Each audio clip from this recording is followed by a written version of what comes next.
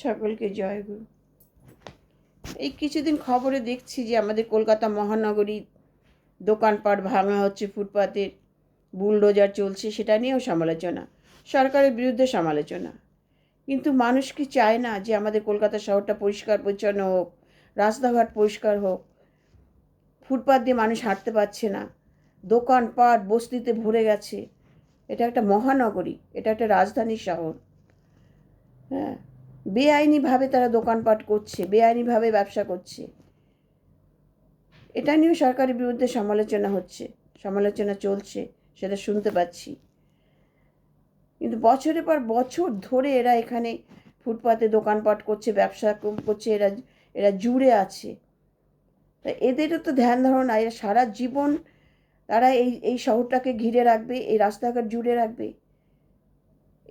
এটা কি তাদেরও ঠিক? এই যে ব্যবসায়ীরা যেটা চিন্তা ভাবনা করছে, মানুষ চাচ্ছে তাদের শহরটা পরিষ্কার হোক, রাস্তাঘাট নিট অ্যান্ড ক্লিন হোক। এটা একটা কলকাতার রাজধানীর শহর, এটা কোনো মানুষ বুঝতে চাইছে না। আর এই যে দোকানপাট, এটা কিন্তু, এই যে বস্তি, এটা কিন্তু একদিনে হয়নি, 2-1 বছরে হয়নি। এটা কিন্তু বছরের পর বছর ধরে হচ্ছে। আর সেটা বর্তমান সরকার সেটাকে পরিষ্কার করতে চাইছে, বর্তমান মুখ্যমন্ত্রী। সেটা কি ওনার দোষ? এই বস্তিগুলো আজকে তৈরি হয়েছে, দোকানপাটগুলো দু একজন দোকানদার বলছে তারা 30 বছর 40 বছর ধরে দোকানদারি করছে, ব্যবসা করছে এখানে, এই ফুটপাতের উপর, এই সরকারি রাস্তার উপরে। এটা কেন তারা বুঝতে চাইছে না? তাহলে এটা কি একদিন দুদিন 1 বছরে না, এটা কত বছরের পর বছর ধরে চলছে। এটা বলবো যখন যে সরকার ছিল তাদেরই তো দোষ। সিপিএম সরকার থেকে এইগুলো শুরু হয়েছে। এই যে বস্তি, এই যে ফুটপাতের উপর দোকানপাট, এটা সিপিএমের সেই 75 সাল থেকে, 80 সাল থেকে, এমনকি 30 বছর 40 বছর, তার মানে কি 80-90 দশকের থেকে তারা কিন্তু এখানে দোকানপাট করছে। তাহলে এদের জন্য দায়ী কে? দায়ী তখনকার সরকার কে? সে সিপিআইএম সরকার। গরিবদের প্রতি তারা দেখিয়েছে। কিন্তু এই যে একটা সরকারি রাস্তা, সেই রাস্তার উপরে কি এই যে বেআইনি দোকানপাট ব্যবসা, কি এটা কি নিয়মের মধ্যে পড়ে? এটা নিয়মের মধ্যে পড়ে না, এটা বেআইনি। আজকাল তার মাঝখানে গেল তৃণমূলের 15টা বছর, তারাও কিন্তু পরিষ্কার পরিচ্ছন্ন কলকাতা করেনি। কেন? এই ভোটের জন্য, ভোটের কথা চিন্তা করে তারাও কিন্তু করেনি। হ্যাঁ, তাহলে বর্তমান সরকার সেটা করতে চাইছে। রাস্তায় হাঁটা যায় না, বয়স্করা হাঁটতে পারে না, যেমন যান চলাচলের অসুবিধা হচ্ছে, মানুষের চলাচলতির অসুবিধা হচ্ছে, অ্যাক্সিডেন্ট ঘটছে। আজকে এমন রাস্তা আছে, দুটো বাস পাশাপাশি আপ ডাউন করতে পারছে না। রাস্তার উপরে বাড়িঘর তৈরি হয়ে গেছে বেআইনিভাবে, বড় বড় দোকানপাট, তার সারা জীবনের জন্য এখানে দোকান পেতে বসে রয়েছে। এই যে চিন্তা ভাবনা, এটাও কি তাদের সঠিক? বর্তমান সরকার কেন তাদের এই কৈফিয়ত দেবে? কেন তাদের খাসারতি দেবে? তারা কাকে বলে বসেছিল? কোন সরকারের সময় বসেছিল? সেই সরকারের কাছে তারা যাক। কাদেরকে টাকা দিয়ে বসেছে? এরা কিন্তু হঠাৎ এমনি একটা দোকান বসতে পারে না। নিশ্চয়ই তখনকার কাউন্সিলর, এমএলএ, তখনকার পার্টির বড় বড় নেতারা নিশ্চয়ই টাকা দিয়ে নিয়ে, টাকা খেয়ে ওখানে বসিয়েছে। একজন হট করে একটা দোকান বসাতে পারে না, নিশ্চয়ই সে কাউকে টাকা দিয়েছে।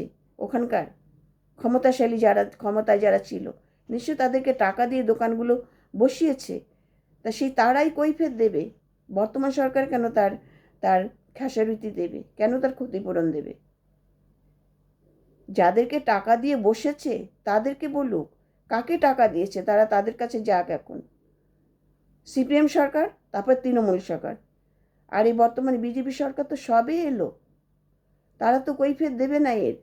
তারা তো এর ক্ষতিপূরণ দেওয়ার, তাদের তাদের নয়, কথা নয় তাদের।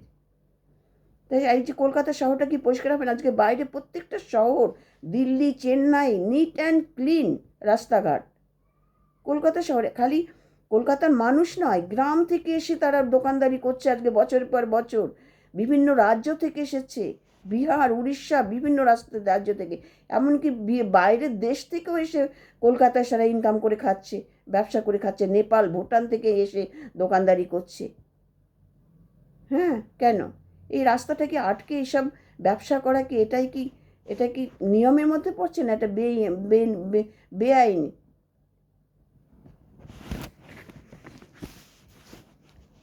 তাই সমালোচনায় পড়তে হয় সরকারকে, কিন্তু এটা তো প্রত্যেকের প্রয়োজন।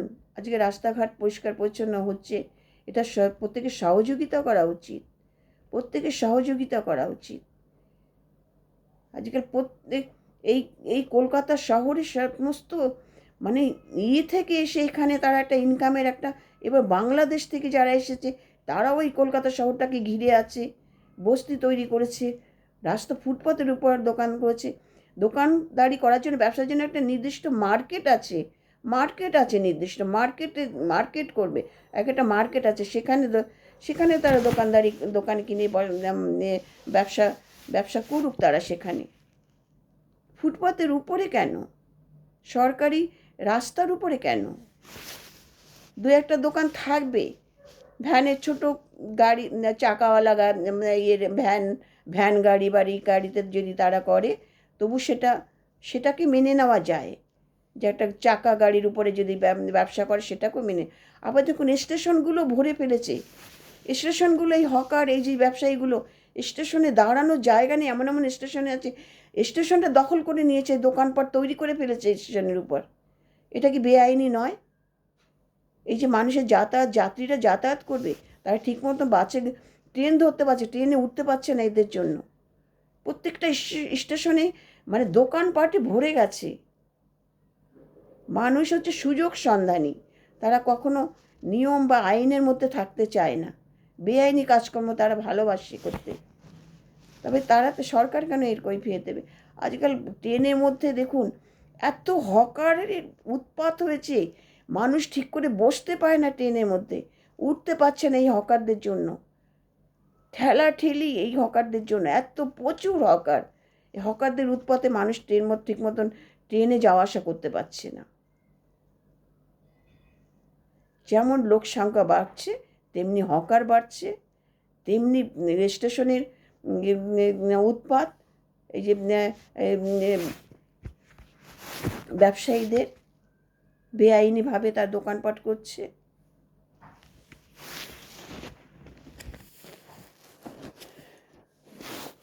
প্রত্যেকে চাচ্ছে যে রাস্তাঘাট পরিষ্কার পরিচ্ছন্ন হোক, শহরটা একটা নিট অ্যান্ড ক্লিন হোক, নির্মল কলকাতা হোক, স্বচ্ছ কলকাতা। যেমন আমাদের বর্তমান সরকার নির্মল স্বচ্ছ বাংলা গড়তে চাইছে, তাতে কলকাতাটাকে তো নির্মল স্বচ্ছ করতে হবে।